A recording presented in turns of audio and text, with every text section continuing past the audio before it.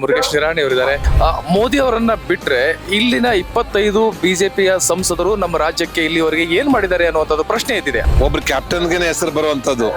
ಈ ಬಾರಿ ಎಷ್ಟು ಜನರನ್ನ ತಾವು ಎಕ್ಸ್ಪೆಕ್ಟ್ ಮಾಡ್ತೀರಿ? ನಿಶ್ಚಿತವಾಗಿ ಸಹಿತ ನಾವು 28ಕ್ಕೆ 22 ಗೆಲ್ತೇವೆ. ಲಿಂಗಾಲೇಶ್ವರ ಸ್ವಾಮೀಜಿ ಅಂತವರು ಎಲ್ಲ ಒಂದ್ ಸ್ವಲ್ಪ ಅಪಸ್ವರವನ್ನು ಹಾಡಿದ್ರು, ಲಿಂಗಾಯತರು ನಮ್ಮ ಜೊತೆ ಇದ್ದಾರೆ ಅನ್ನುವಂತ ಮಾತನ್ನ ಹೇಳಿದ್ರು. ಇವತ್ತು ಲೋಕಸಭಾ ಚುನಾವಣೆ ನಡೀತಾ ಇರುವಂತದ್ದು ಯಾವುದೂ ಜಾತಿ ಆಧಾರದ ಮೇಲೆ ನಡೀತಾ ಇಲ್ಲ. ನಾವೀಗ ಬಸವರಾಜ ಬೊಮ್ಮಾಯಿ ಅವರ ಮತಕ್ಷೇತ್ರವಾಗಿರುವಂತ ಶಿಗ್ಗಾವಿ ತಾಲೂಕಿನ ಹುನಗುಂದ ಗ್ರಾಮದಲ್ಲಿದ್ದೀವಿ. ನಮ್ಮ ಜೊತೆ ಮಾಜಿ ಸಚಿವರು ಮತ್ತು ಬಿಜೆಪಿಯ ಜನಪ್ರಿಯ ನಾಯಕರು ಆಗಿರುವಂತ ನಿರಾಣಿ ಅವರಿದ್ದಾರೆ, ಮುರುಗೇಶ್ ನಿರಾಣಿ ಅವರಿದ್ದಾರೆ. ಹಾಗೇನೆ ಸಚಿವರಾಗಿರುವಂತ ಪ್ರಹ್ಲಾದ್ ಜೋಶಿ ಅವರು ಕ್ಯಾನ್ವಾಸ್ ನಲ್ಲಿ ಬಿಸಿ ಆಗಿದ್ದಾರೆ. ಸೊ ಈ ಒಂದು ಗ್ಯಾಪ್ ನಲ್ಲಿ ನಿರಾಣಿ ಅವರು ಸಿಕ್ಕಿದ್ದಾರೆ. ಯಾವ ರೀತಿಯಾಗಿ ಪ್ರಚಾರ ಕಾರ್ಯದಲ್ಲಿ ತೊಡಗಿದ್ದಾರೆ, ಬಿಜೆಪಿಯನ್ನು ಗೆಲ್ಲಿಸೋದಕ್ಕೆ ತಮ್ಮದೇ ಅಂತ ನಿಟ್ಟಿನಲ್ಲಿ ಪ್ರಯತ್ನವನ್ನು ಮಾಡ್ತಾ ಇದ್ದಾರೆ. ಬನ್ನಿ ಅವರನ್ನ ಕೇಳೋಣ. ಸರ್ ನಮಸ್ಕಾರ, ಹೇಗಿದ್ದೀರಿ? ಚೆನ್ನಾಗಿದೆ ಸರ್. ಪ್ರಚಾರ ಕಾರ್ಯ ಹೇಗೆ ನಡೀತಾ ಇದೆ? ಬಹಳ ಚೆನ್ನಾಗಿ ನಡೀತಾ ಇದೆ.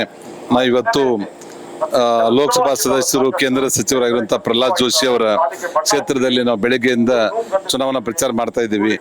ಇಂಥ ಸುಡು ಬಿಸಿಲಿನಲ್ಲಿಯೂ ಸಹಿತ ಸಾವಿರಾರು ಸಂಖ್ಯೆಯಲ್ಲಿ ಅಭಿಮಾನಿಗಳು ಮನೆಯಲ್ಲಿ ಇವತ್ತು ಟಿವಿ ನೋಡ್ಕೋತೆ ಫ್ಯಾನ್ ಹಚ್ಕೊಂಡು ಮಲ್ಕೊಳ್ಳುವಂತ ಟೈಮ್ ಇದು. ಆದ್ರೂ ಸಹಿತ ಈ ದೊಡ್ಡ ಸಂಖ್ಯೆಯಲ್ಲಿ ಬಂದು ಅವರೊಂದು ಆಶೀರ್ವಾದ ಮಾಡ್ಲಿಕ್ಕೆ ಮುಂದೆ ಬರ್ತಾ ಇದಾರಲ್ಲ, ಇದೇ ಅವರು ನಿಶ್ಚಿತವಾಗಿ ಗೆಲ್ತಾರೆ ಅನ್ನುವಂಥದಕ್ಕೆ ಒಂದು ದಿಕ್ಸೂಚಿ ಅಂತ ಹೇಳ್ಬೋದು. ಸೊ ಯಾವ ರೀತಿಯಾಗಿ ಒಂದು ಒತ್ತಡಕ್ಕೊಳಗಾಗಿದ್ದಾರೆ ಎಲ್ಲ ನಾಯಕರು ಅಂತ ನೀವು ಸೇರಿದಂತೆ? ನೋಡಿ, ಈಗಾಗಲೇ ಸರ್ವೆ ನಡೀತಾ ಇದೆ. ನರೇಂದ್ರ ಮೋದಿ ಅವರೊಬ್ಬರು ವಿಶ್ವ ನಾಯಕ. ಅವ್ರು ಕೇವಲ ನಮ್ಮ ದೇಶಕ್ಕಷ್ಟೇ ಸೀಮಿತ ಆಗಿಲ್ಲ. ಇವತ್ತು ವಿಶ್ವ ನಾಯಕರ ಆರಿಸುವಂತ ಸಂದರ್ಭದಲ್ಲಿ ವೋಟ್ ಹಾಕಿದಾಗ ಅಬೌವ್ 70% ಮೋದಿ ಅವರು ಬಂದಿರುವಂತದ್ದು ಕಾಂಗ್ರೆಸ್ಸಿನವ್ರಿಗೂ ಗೊತ್ತಿದೆ, ಬೇರೆ ಪಾರ್ಟಿಯವ್ರಿಗೂ ಗೊತ್ತಿದೆ. ಅಂತ ಸಂದರ್ಭದಲ್ಲಿ ನರೇಂದ್ರ ಮೋದಿ ಅವ್ರದ್ದು ಯಾವುದೇ ರೀತಿಯಿಂದ ವೈಯಕ್ತಿಕ ಪರಿವಾರ ಇರಲಾರ್ದೇ ಇಡೀ ದೇಶದ 140 ಕೋಟಿ ಜನನೇ ಅವ್ರ ಪರಿವಾರ ಅನ್ನುವಂಥದ್ದನ್ನ ಈಗಾಗಲೇ ಹೇಳಿದ್ರೆ ಆ ರೀತಿ ಕೆಲಸ ಮಾಡ್ತಾ ಇದ್ದಾರೆ.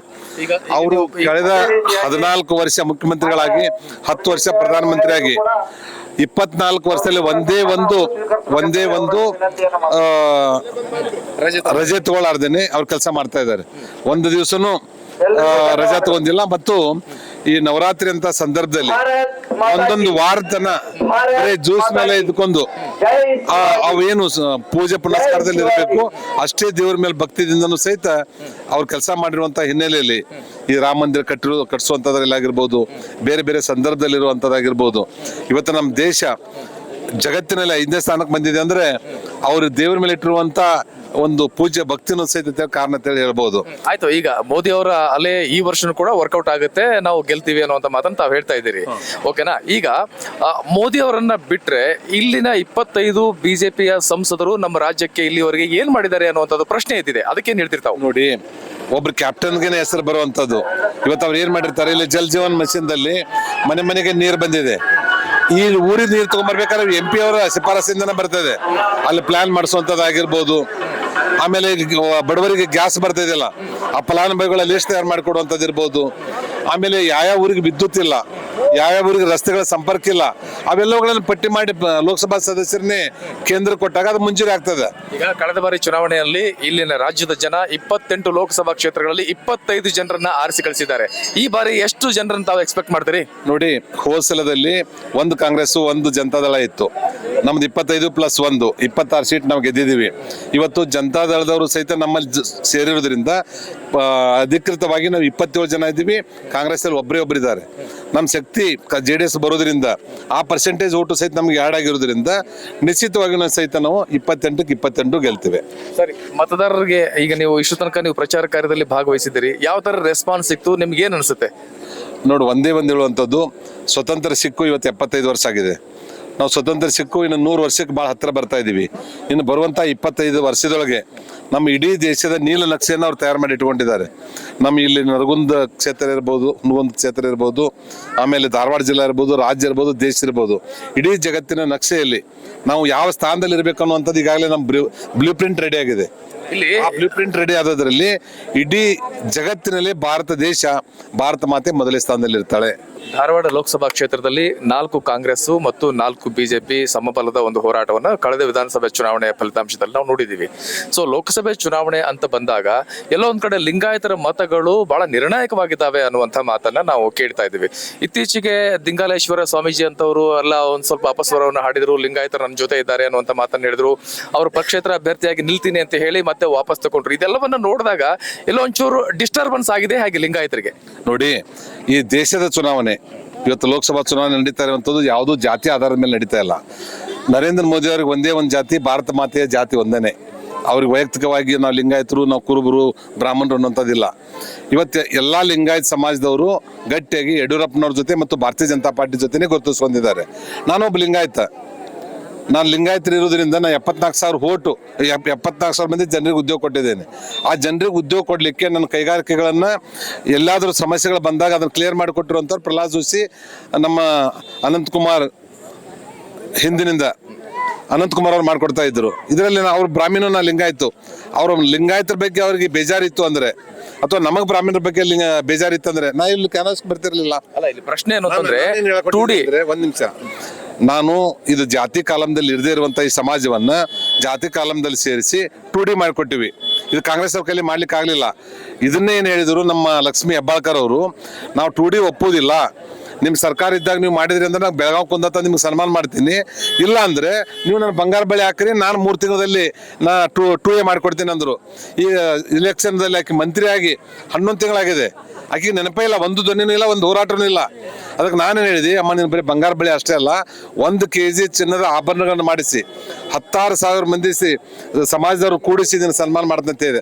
ನಾ ಏನು ಹೇಳಕೊಂತೀನಿ ಅಂದ್ರೆ, ಕಾಂಗ್ರೆಸ್ನವ್ರು ಬರೀ ಬುರುಡೆ ಮಾತು ಬಿಡೋದು. ಕಾಂಗ್ರೆಸ್ ಅವರು ಹೇಳ್ತಾ ಇದ್ದಾರೆ ಕುರುಬ ಜನಾಂಗವನ್ನ 2Aಗೆ ಪ್ರಯತ್ನವನ್ನು ಮಾಡ್ತಾ ಇದ್ದಾರೆ. ಆದ್ರೆ ಪಂಚಮಸಾಲಿ ಲಿಂಗಾಯತರು 2Aಗೆ ಬರಲೇ ಇಲ್ಲ, 2Dಗೆ ಬಂದ್ರು. ಅದು ಬೊಮ್ಮಾಯಿ ಅವ್ರ ಸರ್ಕಾರದಲ್ಲಿ ಮನಸ್ಸು ಮಾಡಿದ್ರೆ 2Aಗೂ ಮಾಡಬಹುದಾಗಿತ್ತು, ಮಾಡ್ಲಿಲ್ಲ ಅನ್ನುವಂಥದ್ದು ಒಂದು ಆರೋಪ ಕೇಳಿ ಬರ್ತಾ ಇದೆ. ಯಾಕಂದ್ರೆ ಅವತ್ತು ನೀವು ಕೂಡ ಸರ್ಕಾರದಲ್ಲಿ ಇದ್ರಿ. ನಾನೇ ಮಂತ್ರಿ ಇದ್ದಾಗ ಕಮಿಟಿ ಮೆಂಬರ್ ನಾನು. 2A ಯಾಕೆ ಮಾಡಲಿಲ್ಲ ಅಂದ್ರೆ, ಈಗ ಇದ್ದಂಥ 2Aದವ್ರಿಗೆ ಇದು 80 ಲಕ್ಷ ಇರುವಂಥ ಈ ಜನ ಅದ್ರೊಳಗೆ ಸೇರ್ಕೊಂಡ್ಬಿಟ್ರಂದ್ರೆ ಅವ್ರ ಪರ್ಸೆಂಟೇಜ್ ಕಡಿಮೆ ಆಗ್ಬಿಡ್ತದ, ಅವ್ರು ತಿರುಗಿ ಬೀಳುವಂಥ ಚಾನ್ಸಸ್ ಇರ್ತದ. 2A ಮತ್ತು 2B ಇದ್ದವ್ರಿಗೆ ತೊಂದರೆ ಕೊಡ್ಲಾರ್ದೇನೆ, ಅವ್ರಿಗೆ ಯಾವುದೇ ರೀತಿಯಿಂದ ಪರ್ಸೆಂಟೇಜ್ ಡಿಸ್ಟರ್ಬ್ ಮಾಡ್ಲಾರ್ದೇನೆ ನಾವು ಹೊಸದು 2C ಮತ್ತು 2D ಮಾಡಿದ್ವಿ. 2Aದವ್ರಿಗೆ ಏನು ಸಿಗ್ತದೆ ಅದೇ ಫೆಸಿಲಿಟಿ 2C ಮತ್ತು 2Dದವ್ರಿಗೆ ಸಿಗ್ತದೆ.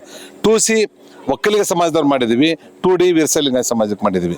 ಹೀಗಾಗಿ 2A B C D equal ಪ್ರಾಧಾನ್ಯತೆ ಸಿಕ್ಕಿದೆ, ಯಾರಿಗೂ ತೊಂದರೆ ಆಗಿಲ್ಲ, ಮತ್ತು ಯಾರ್ದು ಪರ್ಸೆಂಟೇಜ್ ಕಡಿಮೆ ಆಗಿಲ್ಲ. ಬರೀ ನಾವು ಲಿಂಗಾಯತರಿಗೆ ಗೌಡ್ರಿಗೆ ಅಷ್ಟೇ ಮಾಡಲಿಲ್ಲ, ST ಸಮಾಜದವ್ರದ್ದು 3% ಇದ್ದದನ್ನು 7% ಮಾಡಿದ್ವಿ, SC ಸಮಾಜದ 15% ಇದ್ದದನ್ನು 17% ಮಾಡಿದ್ವಿ. ಈ ರೀತಿ ಅದನ್ನು ಮಾಡೋದ್ರ ಜೊತೆಗೇನೆ ಯಾವುದೇ ಸಮಾಜದವ್ರಿಗೂ ಸಹ ತೊಂದರೆ ಆಗಲಾರ್ದಂತೆ ಒಂದು ಮೀಸಲಾತಿಯನ್ನು ಮಾಡಿರುವಂಥ ಕೀರ್ತಿ. ಅಂದ್ರೆ ಇದೊಂದು ಜೇನುಗೂಡಿಗೆ ಕೈ ಹಾಕಿದಂಗೆ. ಜೇನುಗೂಡು ನಮಗೆ ಹುಳ ಕಡಿದ್ರು ಪರವಾಗಿಲ್ಲ, ತುಪ್ಪ ನಮ್ಮ ಸಮಾಜ ಜನರಿಗೆ ಸಿಗಬೇಕು ಅನ್ನೋದ್ರ ಸಲುವಾಗಿ ಅದನ್ನ 75 ವರ್ಷದೊಳಗೆ ಆಗದೇ ಇರುವಂತ ಕೆಲಸ ಈ ಬೊಮ್ಮಾಯಿ ನೇತೃತ್ವದ ಸರ್ಕಾರ ನಾವು ಅದರ ಮಂತ್ರಿ ಇದ್ದಾಗ ಮಾಡಿದ್ವಿ. ಕೊನೆ ಪ್ರಶ್ನೆ, ನೀವು ಇಷ್ಟೆಲ್ಲ ಹೇಳ್ತಾ ಇದ್ರಿ ಲಿಂಗಾಯತ ಸಮುದಾಯಕ್ಕೆ ನಾವೆಲ್ಲ ಪ್ರಯತ್ನ ಮಾಡಿದೀವಿ ಅಂತ ಹೇಳಿ, ಆದ್ರೆ ಯತ್ನಾಳ್ ಅವರು ಹೇಳೋ ರೀತಿನೇ ಬೇರೆ ಇದೆ ಅಲ್ವಾ? ನಿಮ್ ಬಗ್ಗೆ ಆಯ್ತು, ಇನ್ನಿತರ ನಾಯಕರ ಬಗ್ಗೆ ಆಯ್ತು, ಈ ಬಗ್ಗೆ ಏನ್ ಹೇಳ್ತಿರ್ತಾರೆ? ಅವ್ರು ದೊಡ್ಡ ನಾಯಕರು, ಅದ್ರ ಬಗ್ಗೆ ಮಾತಾಡೋದಿಲ್ಲ. ನಾನು ಕ್ಯಾಬಿನೆಟ್ದಲ್ಲಿ ಇದ್ದ 10 ವರ್ಷ, ಅವ್ರು ಯಾವುದು ಕ್ಯಾಬಿನೆಟ್ದಲ್ಲಿ ನಮ್ಮ ಕರ್ನಾಟಕದಲ್ಲಿ ಇಲ್ಲ. 2A ಮಾಡಿಬಿಟ್ಟು ಜಾತಿ ಕಾಲಂದಲ್ಲಿ ಸೇರಿಸಬೇಕಾದ್ರೆ ಯಾವ ಬಿಟ್ಟು ಹೋಗಿರುವಂಥ ಕಾಲಂದಲ್ಲಿ ನಾ ಕಮಿಟಿ ಮೆಂಬರು, 5 ಮಂದಿ ಕಮಿಟಿ ಒಳಗೆ ನಾನು ಒಬ್ಬ. ಬೊಮ್ಮಾಯಿ, ಉದಾಸಿ ಅವರು, ಕಾರಜೋಳ ಅವರು ಮತ್ತು ನಾರಾಯಣ ಸ್ವಾಮಿ 5 ಜನದ ಕಮಿಟಿ ಇತ್ತು, 5 ಜನ ನಾನು ಒಬ್ಬ. ಅವೇನಿಲ್ಲ. ಈಗ ನಾ ಹೇಳ್ತಾನೆ 2D ಮಾಡಿದ ಕಮಿಟಿಯಾಗ ನಾ ಅದೇನೆ. ಹೇಳ್ಕೋಬಾರ್ದು ನಾವು ಏನು ಮಾಡಿರ್ತೀವಿ, ನಾವು ಮಾಡಿರುವಂಥ ಕೆಲಸಗಳು ಮಾತಾಡಬೇಕು ಹೊರತು ಮಾತಾಡೋದೇ ಕೆಲಸ ಆಗಬಾರ್ದು ಅಂತೇಳಿ ನಮ್ಮ ಹಿರಿಯರು ಹೇಳ್ತಾರೆ. ಅದಕ್ಕೆ ಒಂದು ಮಾತಾಡೋದ ಒಂದು ಕೆಲಸ ಆಗ್ತಾ ಇದೆ. Thank you very much. ನೋಡಿದ್ರಲ್ಲ ವೀಕ್ಷಕರೇ, ಇದು ಮುರುಗೇಶ್ ನಿರಾಣಿ ಅವರ ಮಾತು. ಲಿಂಗಾಯತ ಸಮುದಾಯಕ್ಕೆ ನಾನು ಸಚಿವನಾಗಿದ್ದಾಗ, ಬೊಮ್ಮಾಯಿ ಅವರು ಮುಖ್ಯಮಂತ್ರಿ ಆಗಿದ್ದ ಸಂದರ್ಭದಲ್ಲಿ ನಾವು ಪ್ರಾಮಾಣಿಕವಾಗಿ 2D ಏನು ಮಾಡಬೇಕಾಗಿತ್ತು ಅದು ನಾವು ಮಾಡಿದ್ದೀವಿ. ಆದರೆ ಮುಂದಿನ ಒಂದು ಹಂತಕ್ಕೆ ನಾವು ತೆಗೆದುಕೊಂಡು ಹೋಗಬೇಕಾದ್ರೆ ಸಂವಿಧಾನದ ಒಂದು ರೀತಿಯಲ್ಲಿ ಪ್ರಕ್ರಿಯೆಯಲ್ಲಿ ಮಾಡಬೇಕಾಗಿತ್ತು. ಸೊ ಹೀಗಾಗಿ ಮುಂದಿನ ದಿನಗಳಲ್ಲಿ ಆ ಕೆಲಸವನ್ನು ಕೂಡ ನಾವು ಮಾಡ್ತೇವೆ ಅನ್ನುವಂಥ ಮಾತನ್ನು ಕೂಡ ಹೇಳ್ತಾ ಇದ್ದಾರೆ. ಈಗ ಕೇಂದ್ರ ಸಚಿವರಾಗಿರುವಂತಹ ಪ್ರಹ್ಲಾದ್ ಜೋಶಿ ಅವರ ಒಂದು ಪ್ರಚಾರ ಕಾರ್ಯ ಮುಂದೆ ಸಾಗ್ತಾ ಇದೆ. ಸೊ ಮತ್ತೆ ಯಾವ ಊರಿಗೆ ಹೋಗುತ್ತೆ ನೋಡೋಣ. ಆ ಗ್ಯಾಪ್ ನಲ್ಲಿ ನಮಗೆ ಮಾಜಿ ಸಚಿವರು ನಿರಾಣಿ ಅವರು ಸಿಕ್ಕಿದ್ರು, ಅದನ್ನ ನಾವು ಮಾತಾಡ್ಸಿದೀವಿ. ಯಾಕಂದ್ರೆ ಲಿಂಗಾಯತರ ಇಶ್ಯೂ ಈ ಹಾವೇರಿ ಮತ್ತು ಧಾರವಾಡ ಭಾಗದಲ್ಲಿ ಬಹಳಷ್ಟು ಸ್ವಲ್ಪ ದಿವಸ ಸದ್ದು ಮಾಡಿತ್ತು. ಹೀಗಾಗಿ ಕೆಲವೊಂದಿಷ್ಟು ಸ್ಪಷ್ಟೀಕರಣಗಳನ್ನ ಕೂಡ ಸಚಿವರು ಕೊಟ್ಟಿದ್ದಾರೆ. ಬನ್ನಿ ಮುಂದಿನ ಊರಿಗೆ ಸಾಗುವ.